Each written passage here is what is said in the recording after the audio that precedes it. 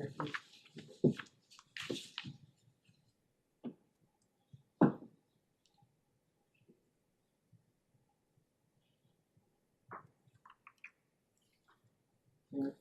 emergency, so we won't be here this morning.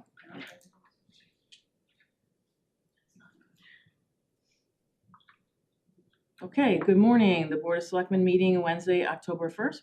Call to order and join me in the Pledge of Allegiance. Allegiance to the flag of the United States of America, to the republic for which it stands, one nation, under God, indivisible, liberty and justice for all. Thank you, everyone. Well, we have some changes on the agenda now because without Eric here, I feel that there are some things that are up on for discussion, and we had guests coming that we've canceled already. But there's certain things that we're not going to be able to talk about this morning without his input as well. But so number 7A, the automated traffic enforcement safety devices, will continue that when we all can be here. We can do obviously the two grants, the cell tower discussion, the incremental financing policy will also waive, and I think that's it. You're okay with those changes? Yep, I will make the motion to amend the agenda as. Okay, all right, then I will make the motion to approve the agenda. Thank you. Second, all those in favor? Aye. Aye, great. Were you able to take a look at the minutes? Yes, they look fine to me. I have No changes to the minutes, so I need a motion to approve the minutes. so moved. All those in favor? Aye. Second, aye, whatever. All right. Next up, just a quick mention, not a quick mention, a very important mention, is that the Government Finance Officers Association has recently awarded us with the Certificate of Achievement for Excellence in Financial Reporting, and that goes with no small task in regards to our financial director that we have now, that she had to pull together 2 years of chaos, and we're now in great shape, and we've been awarded the highest award level for that work. So just wanted to make note and make sure we have that in the record, and I'll probably mention it at the next meeting as well, because it's not as well attended this morning as I'd like for that to come out, but it's great news. So we Congratulations to Valerie, she's done an excellent job. We're lucky to have her. Okay, next up, Jess. Great. So, should I stand? You come over here? Whatever you like. Do a dance, Jesse, do a dance. Hi everybody. It was early in 2023 when we approached the board and made the request to apply for a grant administered by the Heat Smart program with Eversource. And in order to apply for a grant, you need town board approval because the town is responsible for administering the grant and reimbursements and tracking and reporting. Also, a lot of times the grants, if there's matching funds, the town wants to make sure that they're not committing to something that could end up costing out of pocket. So that was approved, but it took 6 or 7 months for us to get approval for the funding. There was delays in the program, and there are funding cycles. So eventually, we were approved for the $20,000 grant that we were awarded, which is a substantial size grant for the population of the town of East Haddam compared to some of the other larger communities that are participating in the program. So we went about it individually, and since then, like the River Cog and many of the other surrounding towns are also participating. So I think in a lot of ways we were really a leader in the region in that regard, which was great to see. People in surrounding towns and villages saw what we were doing here, and I think we're able to lean on us to support them in applying and creating their own campaigns themselves. So this is very grassroots. So late 2023, we found out that we were awarded the grant. 2024, it was a lot of farmers markets and tabling and kind of word of mouth and like really, I'd say, passive marketing, or we were trying to do as much as we could to get the word out. And we had some moderate success, and it also, I think, brought some credibility to the sustainability team. So we were able to buy some merchandise, swag, and fund some of the other events that we do, provide food and just things that are really, help us, continue the progress forward as a committee as well. So, that 1 year went by and we had, again, moderate success. And then the River Cog decided to come together and apply, but also partnered with an organization called PACE, and they're putting forward a Heat Smart campaign, which is a little bit, it's just an evolution of the Heat Smart program. So the Heat Smart program, we were targeting income eligible residents that, lower income, but also a lot of what they call market rate customers who are, middle or upper income family and households can also participate. So we've been tracking both the income eligible, and those have always been, a no cost assessment, or the market rate, which are, middle and upper income residents. And we wanted to continue to get the word out. So we engaged with Irene and Linda and Tanya and asked to send a letter out endorsing this new Heat Smart campaign. And other communities have had success with that approach.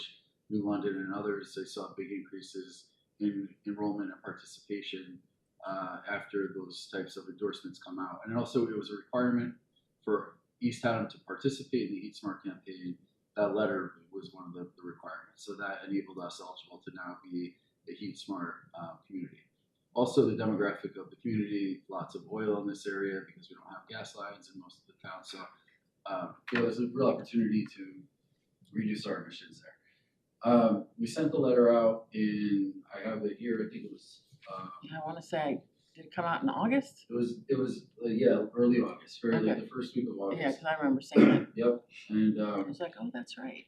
at the same time, the Heat Smart program, income eligible, like they waived the $75 copay for the home energy assessment. The home energy assessment, they send a crew into your house, they attach this big fan on the front of your door, they identify all the leaks in your house, they look at your lighting, your insulation, your HVAC, your controls, and then they do some low-cost repairs, but also give you a great list of recommendations on how to continue to make your house more comfortable and efficient. So since the letter went out, and I'll just give some statistics from Devin from EverSource. This year, well, just for comparative purposes, last year we did, the whole town did 42 market rate assessments. This year, scheduled and completed, we're at 86. So we've more than doubled the progress this year already, and it's, we still have some time than we did last year. And for income eligible, last year we did 10, scheduled and completed we have 18, so we're almost double the 2024 numbers for income eligible. So when you combine them all, we're about double the progress last year, and a lot of that has to do with the letter. And actually, we did way fewer farmers markets and outreach events this year, and this letter was really, really helpful in getting the word out. We're actually so busy that the contractors in this region, we have one primary lantern that we work with, but there are also others. They're all backed up 3 to 4 months. So we've actually decided to take our foot off the gas a little bit, no pun intended, and ease up on the market. We don't want customers to have to wait 3 or 4 months to receive their assessment. So it's a good problem, obviously, and a lot of thanks and gratitude to the board and you, Irene, for agreeing to send that out, because that was a substantial difference maker. It's been really, really helpful. As far as the grant money goes, we've only spent almost not even 5,000 of the 20 so far, and that is in almost 2 full years. So we have more money. We have a kind of a handshake agreement with EverSource that as long as we continue to use the money in the spirit of the program and accelerating marketing and promotion of this program, the Heat Smart program, and other EverSource programs, they have a new small business commercial program coming out soon that we may consider also supporting the small businesses that'd be great. in the town. Yeah. Yes, That's we could maybe use some of the money for that. We could also partner with the River Cog with some of their promotions with PACE as well. But we're managing the budget very closely, and I think we're getting a good return. And so this has been a really impactful year. So we'll see we'll see what happens from here. Again, probably we'll wait until the contractors are caught up with the backlog of work. And then, I don't know, maybe middle of next year, we'll maybe do another letter or continue to do marketing in the newspaper. We have a website, which has been really, really helpful as well. I also want to get some feedback from the people who participated in the program to see what they liked, what they didn't like, and how we can continue to serve the town. So that's pretty much the broader update for this program. I also think it would be good if the town sustainability committee could come back maybe early next year and give an overview of some of the other projects that we're working on. We do a lot of repair cafe work and other things around recycling and all that. So I think it would be good for the board to maybe get an annual update from the committee just on everything else that we're doing. I appreciate the time to talk about this program because it's my favorite, but there's a lot of other things, good work that we're doing. That's great. Yeah, that all of that sounds awesome, and I'm loving the fact that there's so many assessments being done, and with the income eligible people, they're getting stuff too, which I think is awesome. But I also think the fact that I guess started it early. It's nice that you were able to collaborate with other area towns, which is kind of nice. It's always nice to be the one who helps everybody else, so that's great. So I'm always interested when Tanya gives us the sustainability update at the Board of Selectmen meetings, because I appreciate the sustainability team. I think the stuff that we do there is good things, and I think we all have to keep this, top of mind. This stuff is important, and I think it's just good that we have something running like that. So I appreciate you coming this morning and giving us an update on this program. But certainly, absolutely, I encourage the next board to make sure that they have you back. So yeah, but thank you for all your efforts, both of you, obviously.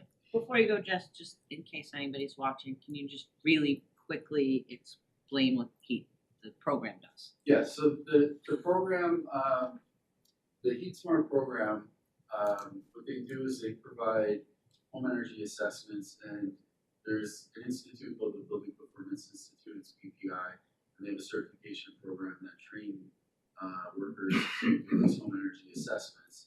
And the primary objective of the assessment is to identify leaks in the building envelope and issues with your boilers or your chillers or your HVAC, to making sure there's no leaks or CO2 or carbon monoxide. The first objective is do no harm. So when they put in these devices, and it's a large, they call it blower door, and it's installed on an exterior door of your house, and it depressurizes the house. It's really interesting. And most of them use these thermal cameras, and you can see on the camera areas of the house that are hot or cold and where there are leaks. And then they offer weather stripping. And then the measures that are recommended in the assessment when you get your report back after they do that also are subsidized. So there are rebates that all of us as residents are eligible for because we pay into this public benefit charge on our bill. It is a big reason why our bills are so high. It's a large percentage of our Eversource bills. So it's really important that people take advantage of these programs and get the money back that they're paying into it. It's tax, right? It's your money, you should be able to get back. So when you have, high efficiency appliances or HVAC, units, make sure that you're submitting the paperwork to get your reimbursement as well. So we partner with a company called Management Energy that's local to Glastonbury. Many of their employees live in the town of East Haddam, and they're the ones that are certified to do this work for us. They're insured. They've given us a high level of service so far, so we're very comfortable with them as a partner. But if they are unable to keep up the work, we're using other contractors as well. So that's the intent of it, is to give the customer a report, recommendations for other things. A lot of times there are financing options, low cost financing, subsidized financing for HVAC upgrades because they can be very expensive. And there is a little bit of, I think, anxiety around going to P-Tech units or heat pumps because of the cold climate that we're in.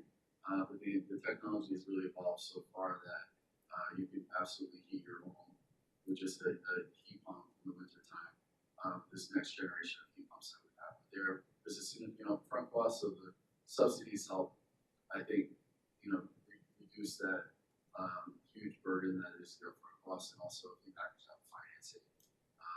The idea is to kind of get cash flow neutral or better. So if you're saving $200 a month on average during the heating season. Your payment is like $100, and then you kind of break even. So that's really the intent of the program, if we can do that. So, and then if your boiler or furnace is at the end of its useful life, you might, if you're going to replace it anyway, upgrade to high efficiency equipment. That's a good time to do it as well.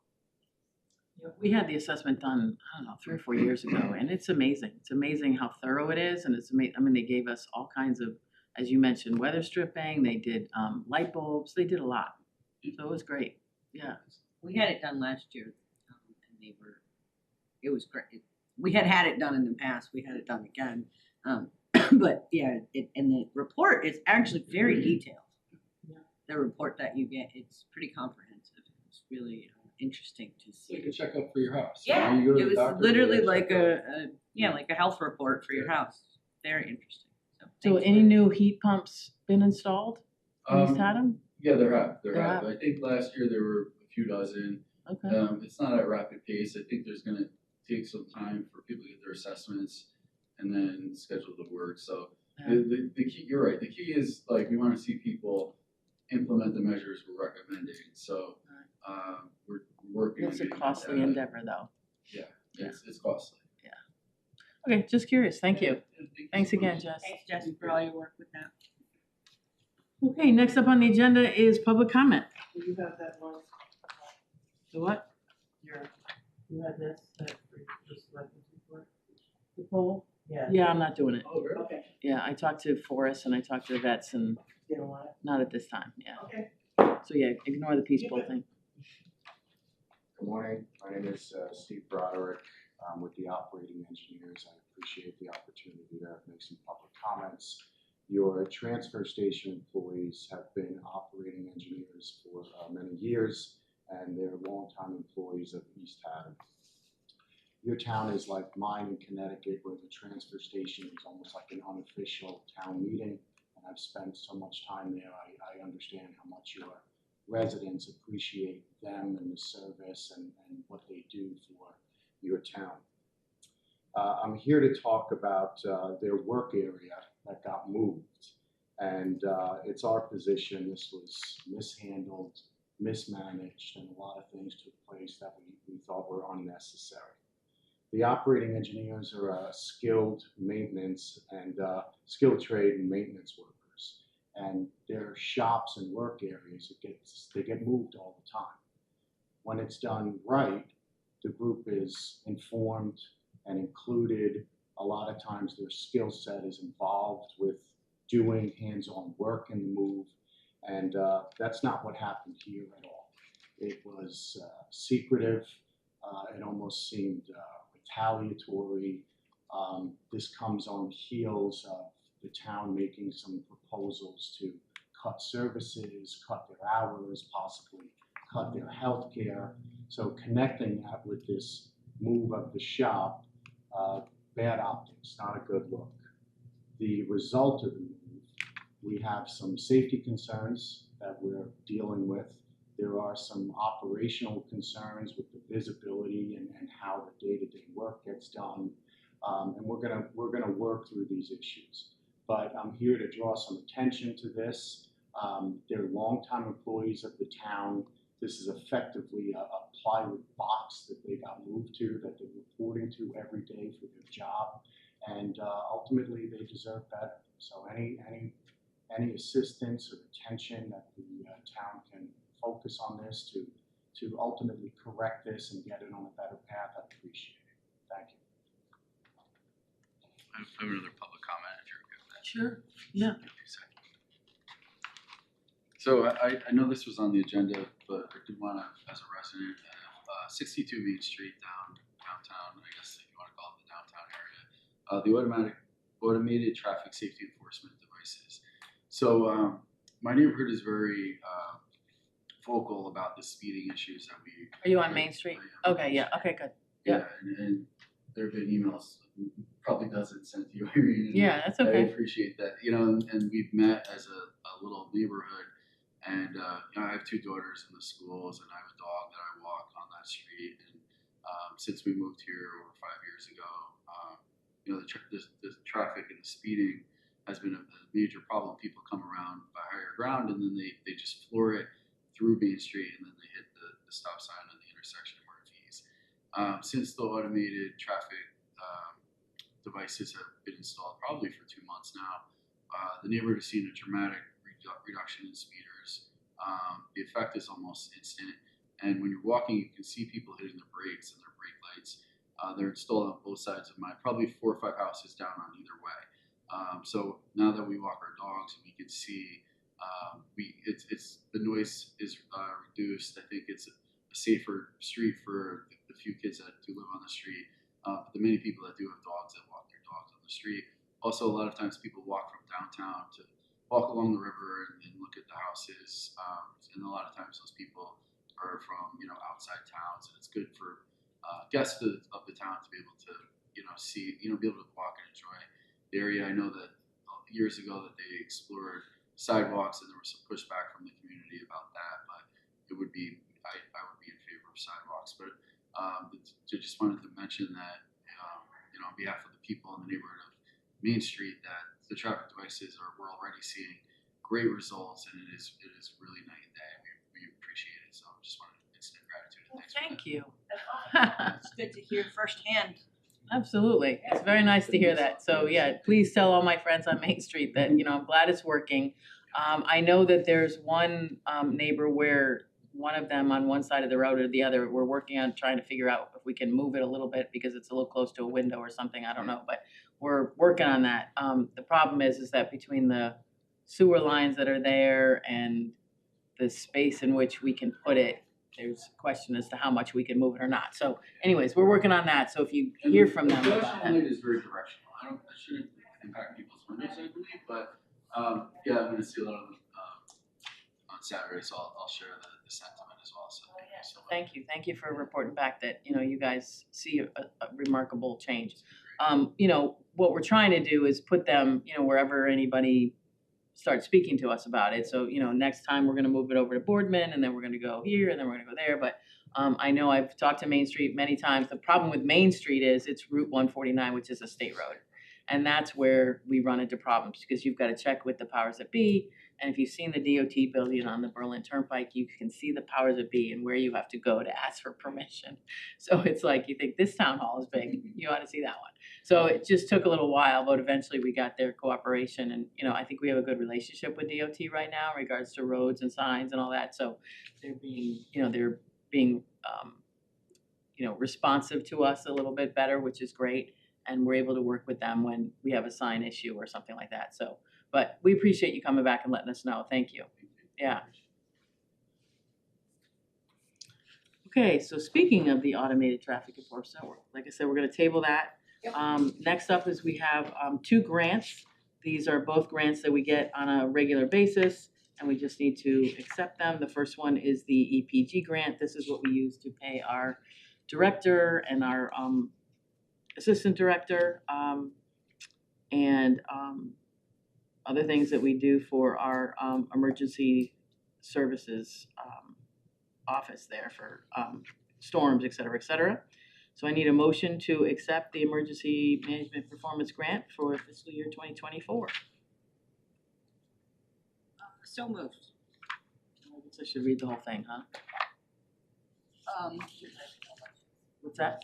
Mention how much it's for. Yeah, it's for $5,000 from the State of Connecticut Department of Emergency Services and Public Protection, Division of Emergency Management, Homeland Security, entitled Fiscal Year 2024 Emergency Management Performance Grant, and send the acceptance of said grant to the Board of Finance and then to town meeting for approval. So moved. Second. All in favor? Aye. Thank you very much. And then the second one is our grant that we get every year for the, no, this is new. This is an early voting grant, sorry. But we get a grant from the state regards to voting.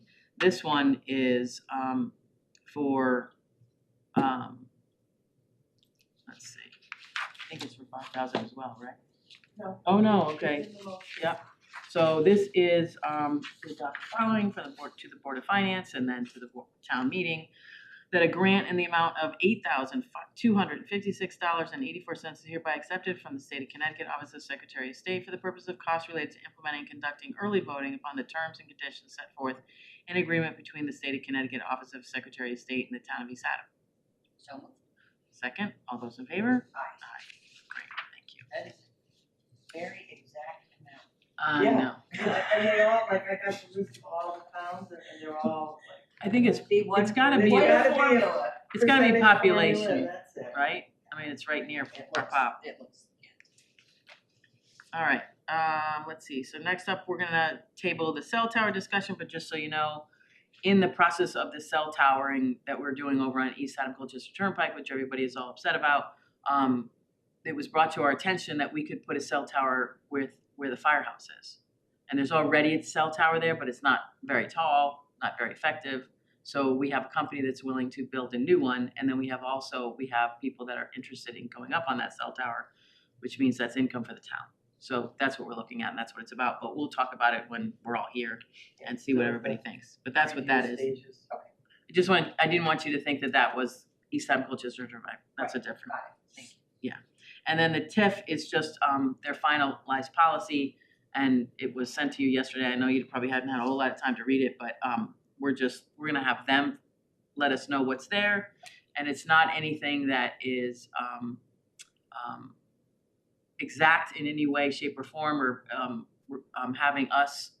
We're not out there saying that we're gonna give anybody X amount of dollars. It's merely a invitation to have a conversation. Sure. You know, and we're putting it out there saying that we are interested in helping any developer that might want to come in some way, shape, or form, and we'll see what that looks like, and it's gonna be a per, developer basis, per project basis. And it that also development covers the entire would have- town, so if we wanna do it at Moodus, or we wanna do it at the Four Corners, like where Shagrok is, so it's kinda great that, we can put it out there, and it's almost like an invitation, like anybody who wants to come in, we're happy to talk to you about it, but that's what that is, but they'll get into the nitpicky stuff about it, and that's what we'll wait for Eric.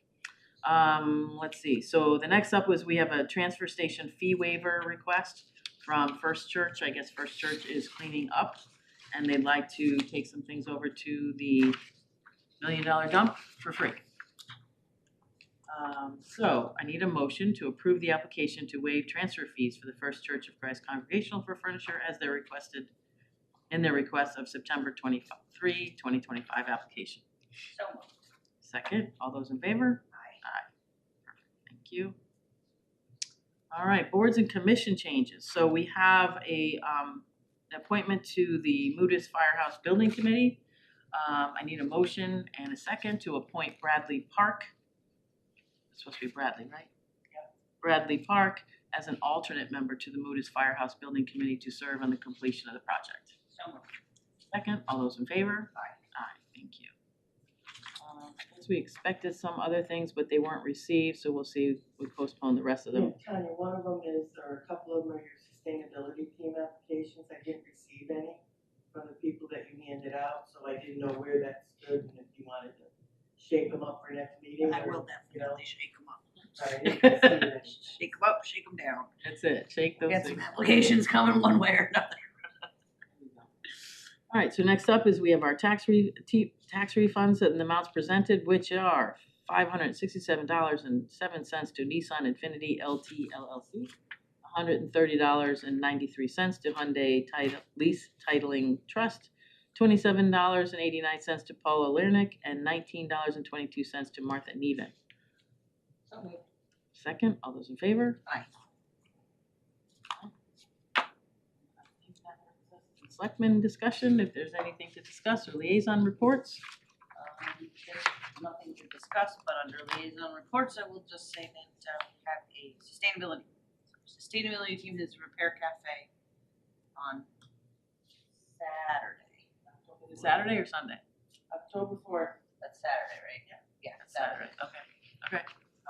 So that's a good opportunity, for people to bring in items that are still usable but need a little love. TLC. And we have some fantastic volunteer repair people.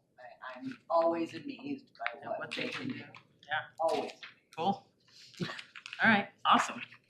All right, I I don't have anything, so I am going Before to, you adjourn, Oh. let's talk about, right, so what we're trying to do is reschedule these items because these items take time. So we're trying to get the ones that we have, that we waived for today. The cell tower, the TIF, all of this stuff. okay, So are you available tomorrow at 4? Yes. let's see if we get, we'll try to get hold of Tori and Jim and Tom, and see if they can come tomorrow at 4, and I'll just take the agenda items we couldn't do at this meeting and I'll put it on, I'll post an agenda today for tomorrow at 4 o'clock. Yeah, If that's they perfect. can make it, so I'll get back to you, I'll let you know. That works. Either way. Great. All right, let's do that. Okay. All right, so without further ado, a motion to adjourn. Second, all those in favor? Aye. All right, thank you. I hope everything is okay with her. Yeah, it's a water issue. Oh, jeez. He's knee deep and Yeah, that's never fun. I was like, can you come over and do the meeting, go back to it? He's like, no. Once you're soaking wet, gross. Yeah, you don't want. And then once he came out, he's like,